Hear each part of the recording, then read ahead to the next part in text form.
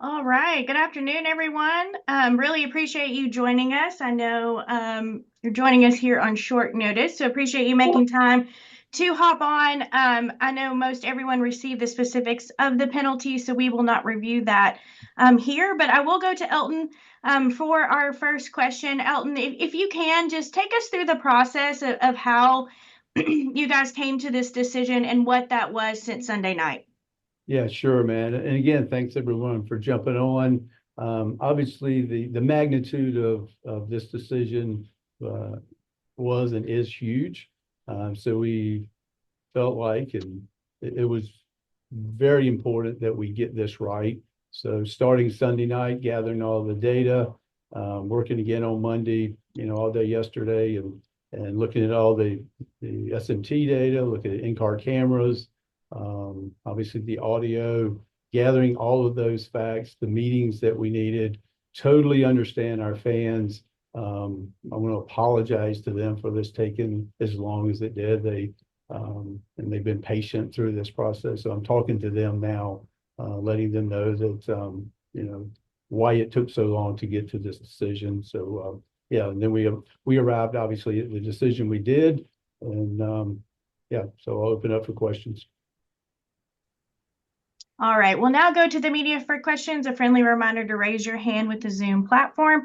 If you have a question, we'll get to as many questions as we can in the time that we have with Elton. And to kick us off, we will go to a question from Bob Pockris. Go ahead, Bob, with your question.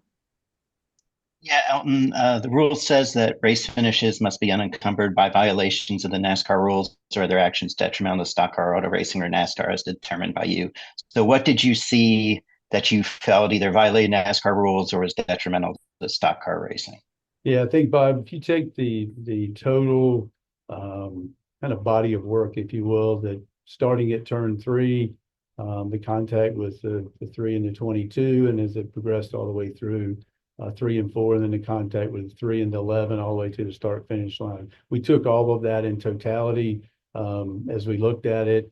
The number one thing is that we want to make sure that we are protecting the integrity of our playoffs as well as our championship when we get to Phoenix. And we want to make sure that our competitors understand that we want them to make all the decisions. We want them to be able to race hard.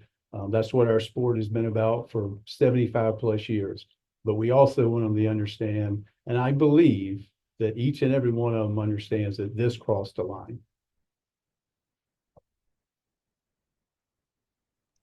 Okay, next question, we will go to Dustin Long. Go ahead, Dustin. Thank you. Hey, a couple things. Elton, I know you talked about the totality of the actions. Did the three car do anything wrong to the 22 to begin this? If that just would have been it? I think again, just in all honesty, I want to protect the integrity of the appeal process, and I want to make sure that both our side, NASCAR, and the Richard Childress Racing Team side, I'm not getting into the details of that, other than we looked at it from the totality of everything that happened there as the three entered turn three and made contact with the 22. And again, as I said earlier, the contact that was made with the three and the 11 on the exit. I know you talked about the length of time it took for this and talking to the fans. You talked Sunday after the race that you felt like this was close to the line at that point.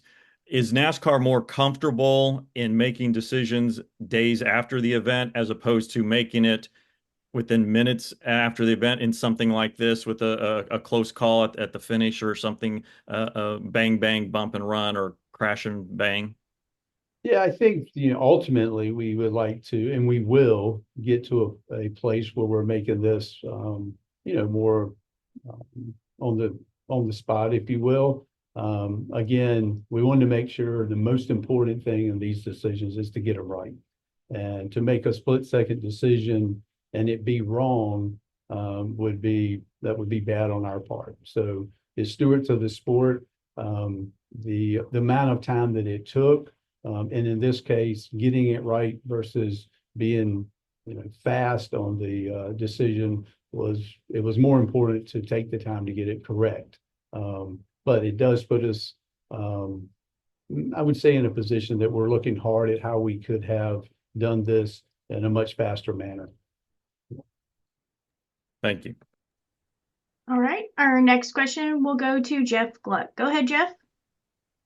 Elton, obviously, some drivers might come to you now and say, well, I don't know where the line is.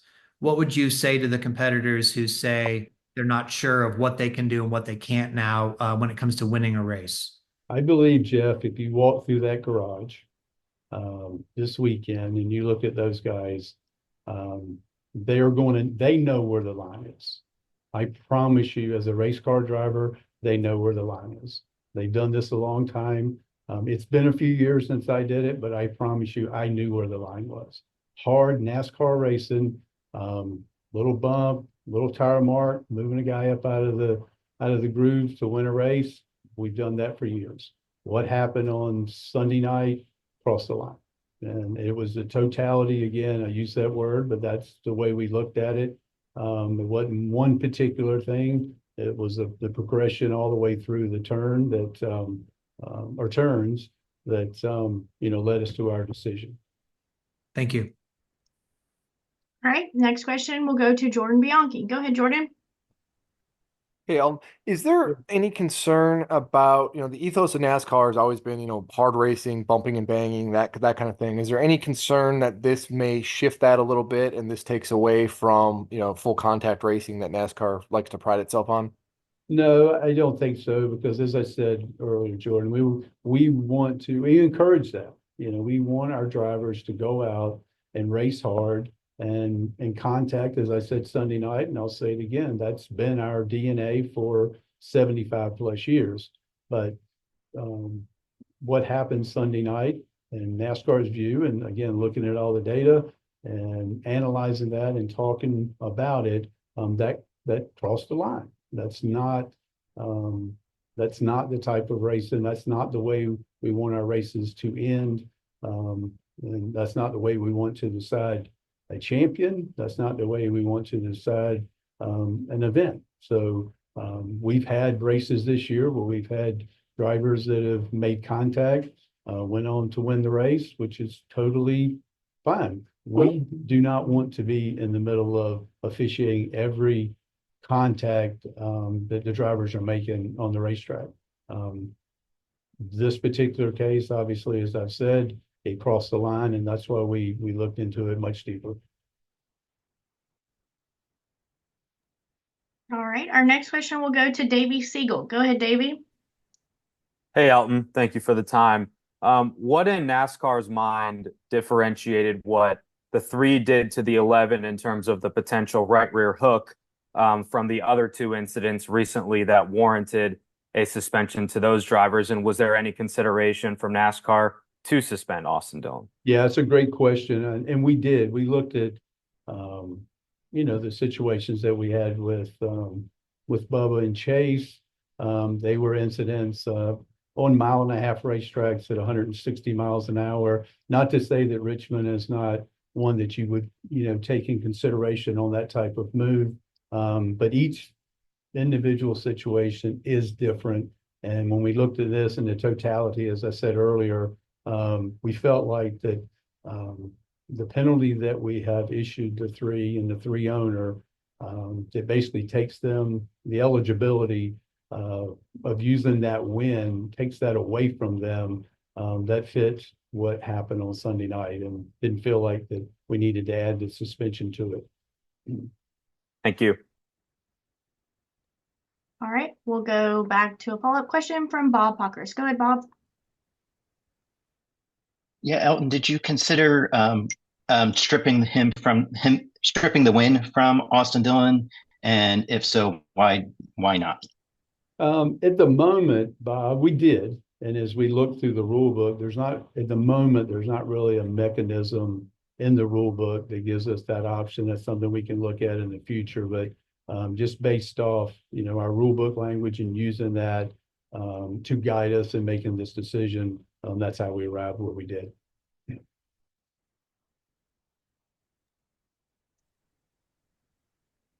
All right. A big thank you to everyone for joining us. Apologies, we won't be able to get to everyone today. Elton has a meeting that he has to get to, so apologies that this was a little bit shorter than normal. Elton, thank you so much for your time today. We really appreciate it.